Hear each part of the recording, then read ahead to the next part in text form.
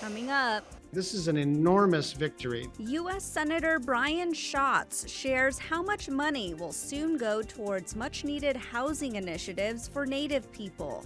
Plus, she's a seventh-generation weaver who skateboards. We have Naomi Glasses in the studio. And hear from a Poarch Band Council member on her unwavering commitment to community. Those interviews, plus headlines, are next on the ICT Newscast. This program is made possible by the Corporation for Public Broadcasting, a private corporation funded by the American people. Support for the ICT Newscast with Aaliyah Chavez comes from the Arizona PBS studios in Phoenix at the Walter Cronkite School of Journalism and Mass Communications at Arizona State University.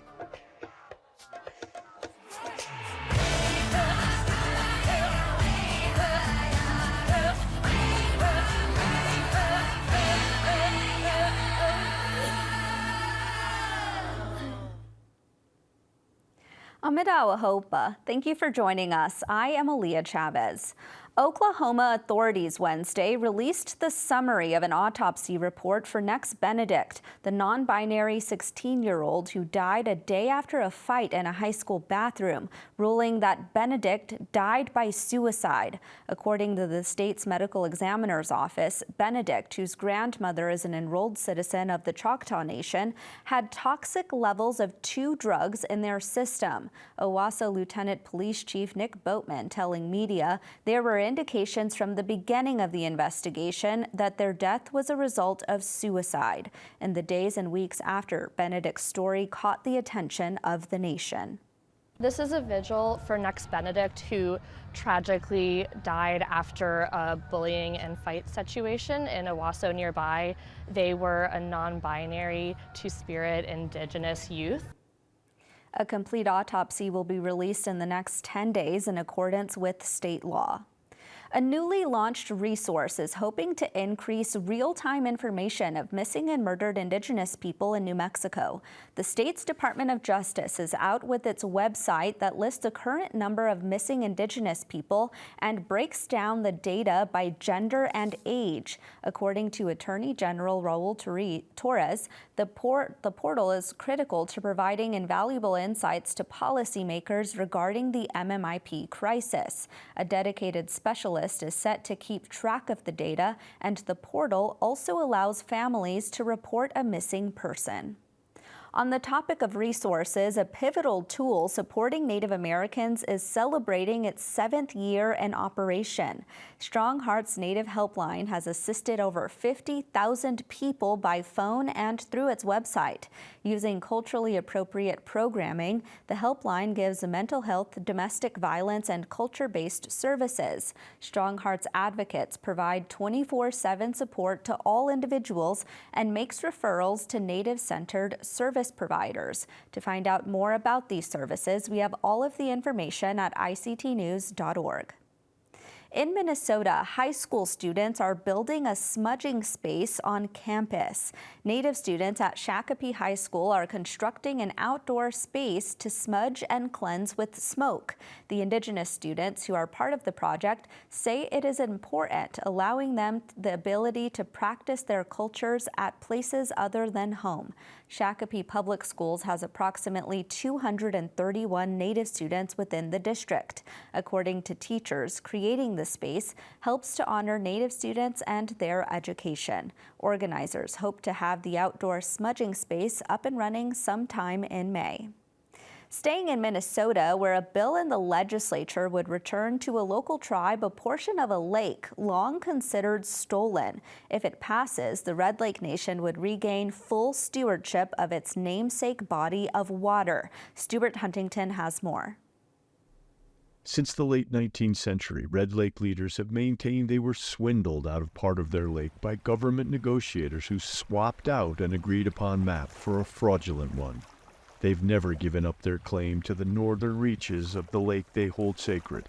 Today, they have some Minnesota lawmakers in their camp, something welcomed by Tribal Council Secretary Samuel Strong.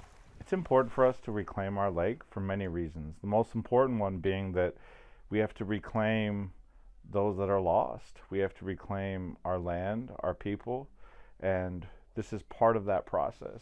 The bill would transfer to the tribe all lakeshore property owned by the state, as well as forest land in the Red Lake State Forest. Activist McGizzy Spears has asserted tribal sovereignty over Red Lake for years, annually violating very publicly state fishing regulations. He's happy with the move in the legislature. It would be great. It would be a great historical thing, a thing that we would feel that we would have our nation, our Red Lake Nation, like we have in our flag.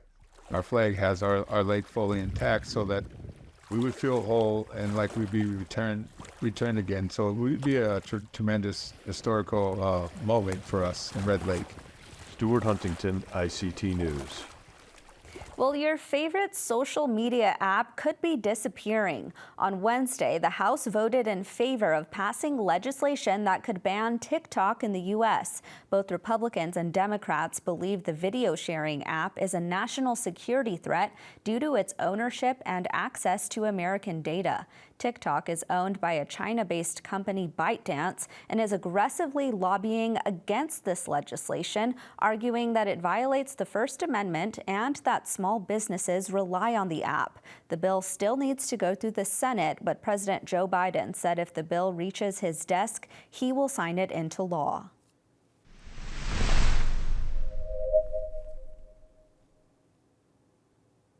A bipartisan set of lawmakers have secured a record $1.3 billion in federal funding for Native housing.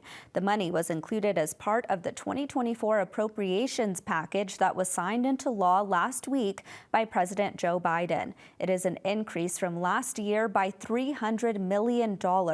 U.S. Senator Brian Schatz is here with more on these efforts. Senator Schatz, you are a Democrat from Hawaii and you chair the Senate Indian Affairs Committee, and you worked with Republican Representative Tom Cole of Oklahoma. It's not every day that you hear Democrats and Republicans working together.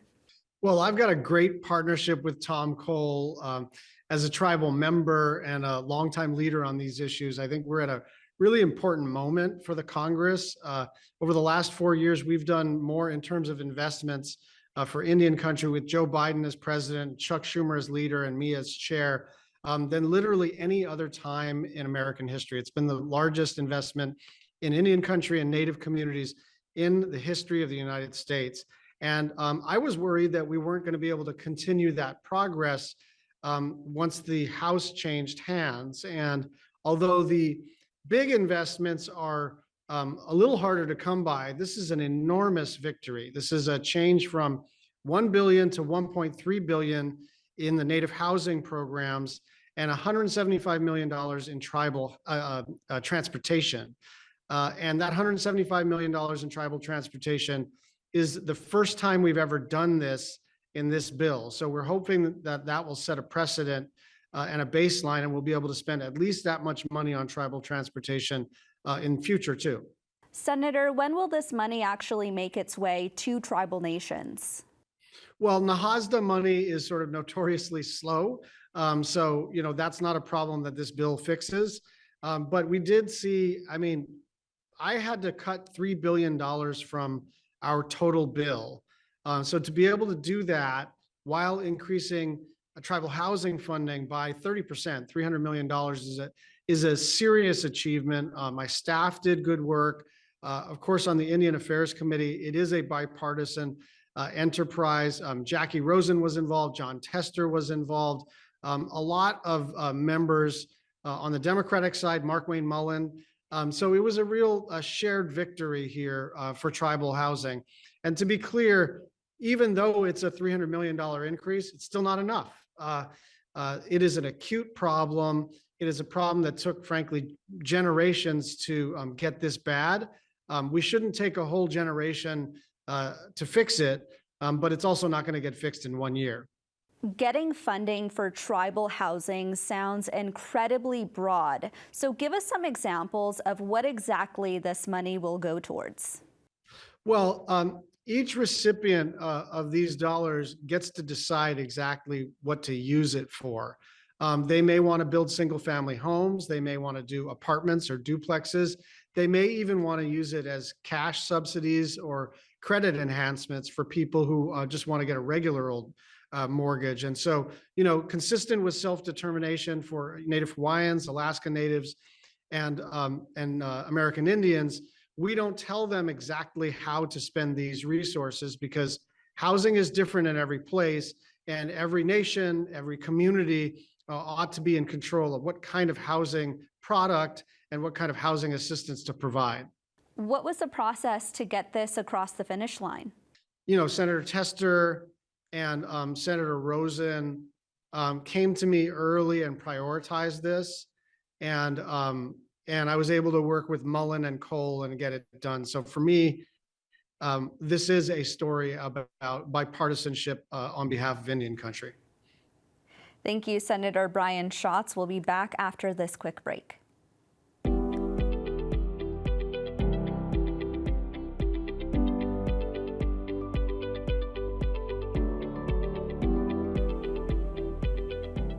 One day, 20 years from now, 50 years from now, Indigenous communities will likely look much different than right now. That's why we're launching a short series called Indigenous in 2024. Here we will interview the changemakers of today about their reflections, observations, and hopes. We start our conversation today with Naomi Glasses. She is a weaver, model, and a skateboarder, and most recently you may have seen her work at a Ralph Lauren store. Naomi, thank you so much for joining us today. We're so excited that you're here. Oh, thank you for having me. I'm super excited to be here.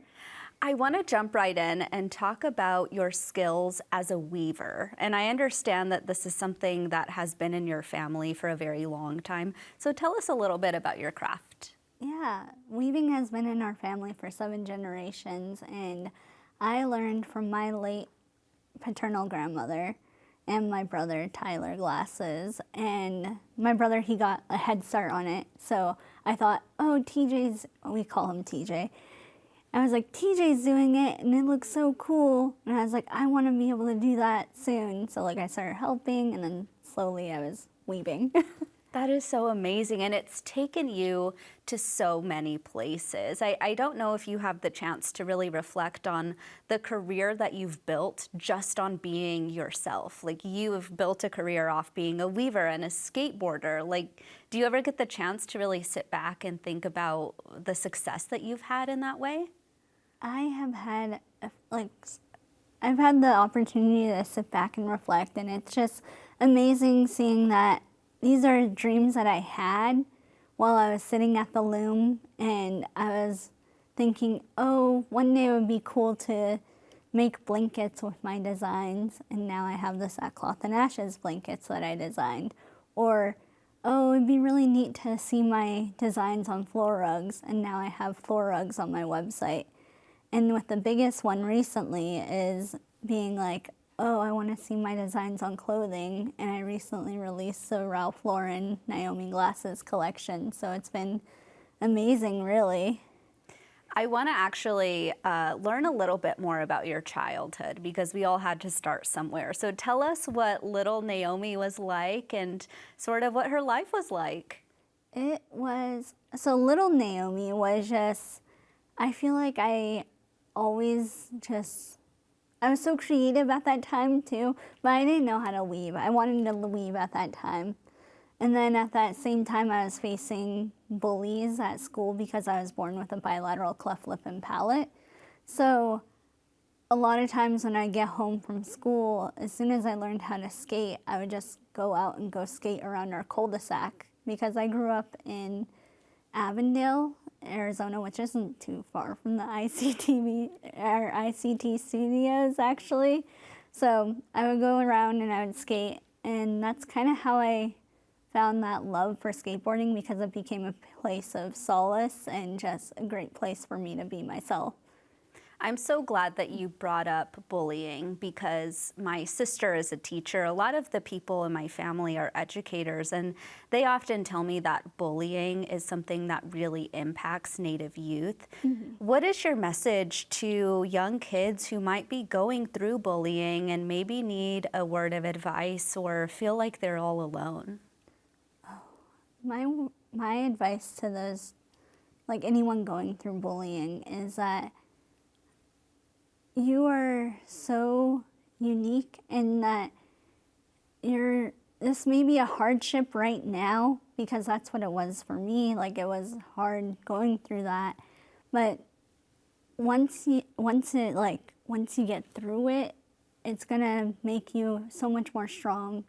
Like, it's gonna make you stronger, and you're so much more resilient in everything that you do. And it's like, I'm pretty sure that not taught me, but I feel like it, now that I'm older and I can reflect back on that, I know that that was setting me up for what I do now and how to handle different situations. I want to ask you, as a storyteller and as a weaver, what you see as the single most pressing issue impacting Indigenous communities in this day and age? For where I live, so I live on the Navajo Nation, and I think it's so interesting that even in this day and age in 2024, we still don't have water infrastructure, and we don't have running water. It's like, for myself, our family, we have to haul in our water and bring it in the septic system, and that's how we get running water.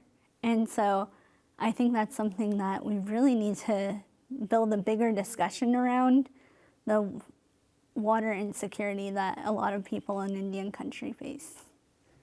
And when you think about the collective of Indigenous people in this country in 2024, what would you say are the greatest strengths? Like, what are the greatest, most empowering parts of being Indigenous today?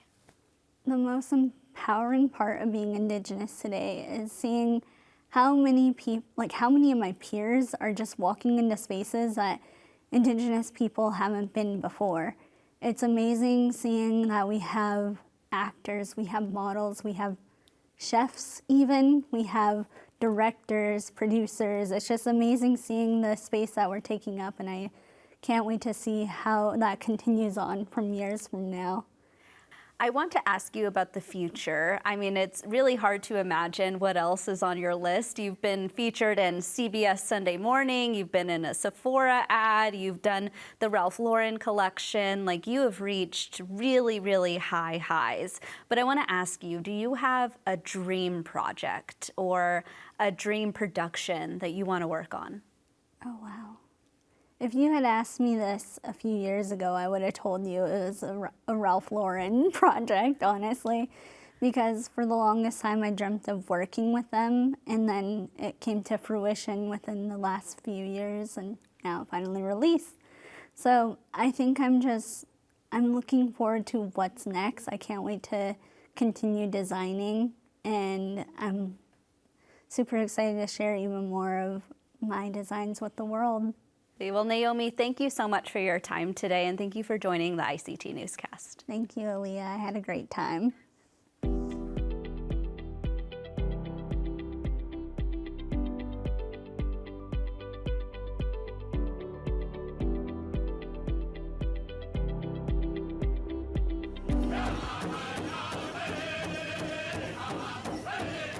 Nitsika tai gitsi. Nitsika tai gitsi means I feel the good in what you've done. Nitsika tai gitsi. Nitsika tai gitsi. I feel the good in what you've done.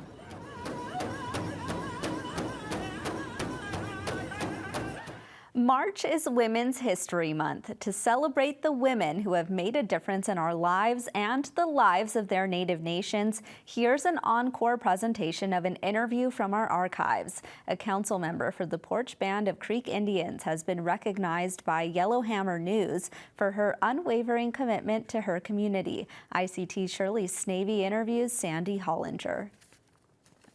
Well, first of all, I want to thank you for allowing me to move the meeting time. We had a tribal elder to pass away, and I sing, and so I get asked to sing at many funerals. So she was 96 years old, and her request before passing was to have me sing in certain songs. So I just felt like I needed to do that. And that's probably one of the reasons why you were named a woman of impact, because you care so much about your band members. I do. I'm very passionate about people in general, and, moving us forward. And I'm, I was raised in church and everything, and I'm really faith-based, and I just have a heart to help people and encourage people. And so whatever I can do to help families in need, or just anything within my power that I can help, that's me, that's who I am. So tell me a little bit about yourself. So I started to work with the tribe in 2004, and I worked a few different positions. My last position before becoming a council member was in family services, intake coordinator. And so there I helped assist with low income families and, with their needs and things like that. And then I just had a heart's desire that I wanted to do something else for our tribe. I wanted to try something different, and with my helping heart. So I decided, hey, I want to run for tribal council. And so I first ran in 2011, and I was elected, and I've been a council member since then. I enjoy doing what I do, but I love being in the decision making to move our tribe forward financially, in policy making for our tribe, and just being there and helping our tribal members. But it's not all fun and games. I know you guys have some tough issues, don't you? We do have some tough days, some tough decisions to make at times. No, ma'am, it's not always easy. Some things can be challenging, and of course, sometimes you get a pat on the back, and then sometimes you get asked, well, why did you vote like that? And, why do you think like that? So of course, you have to stand by your decision and explain sometimes why you vote the way you do and all. But we've grown, and we have a beautiful casino here in the middle of the tribe. And we've got new buildings, a new health department. We have an assisted living for elders, a sales center. We have a boys and girls club that we provide a lot of care for our children, and homework club and summer programs and after school program. And we pick our children up from local schools, I think 7 different schools in the afternoon, and bring them to the Boys and Girls Club. So we have over 500 children involved in our program there, and it's a really big program. So we try our best as leaders to provide different benefits to our tribal members, our tribal families, to help us grow forward. Don't you guys have like an amusement park or something like that? Yes, ma'am, we do. It's in Foley, Alabama. It's near the beach area here. It's called OWA, which stands for water. But we do have an amusement park there, and we have a water park. We have one hotel there, and then we're in the process of building another hotel there. It does well, and so we're proud of that. So I love that. So you guys are kind of like a destination tourism place. Yes, ma'am, we are. And of course, we have Wind Creek Casino. That's our brand here at the tribe. And then we've got several throughout the nation. We've got a couple in the Caribbean islands.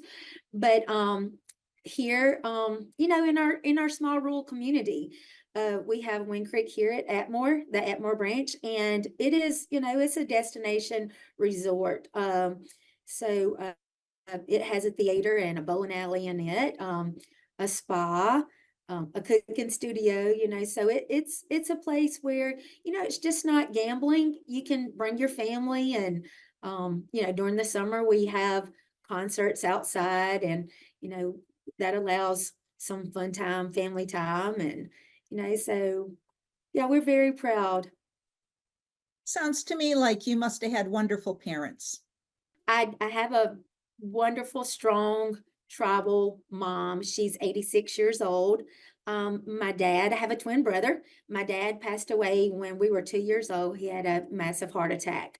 So mom, raised us as a single mom. And, we know what it's like not to have much at all, but she worked to provide for us. And she always taught us that, to believe and to, pray. And our community is a faith-based community. And so she instilled in me and in us, the children, to always, do the best that you can do and be what you can be and love like you want others to love you. And so she instilled in me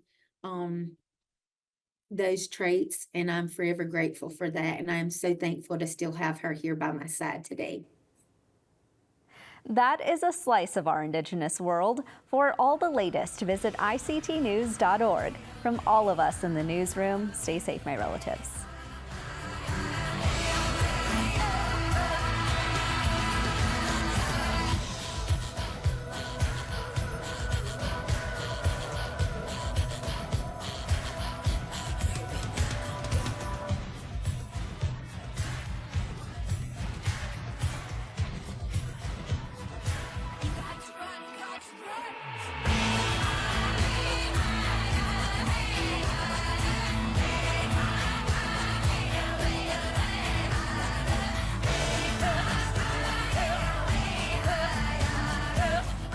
This program is made possible by the Corporation for Public Broadcasting, a private corporation funded by the American people.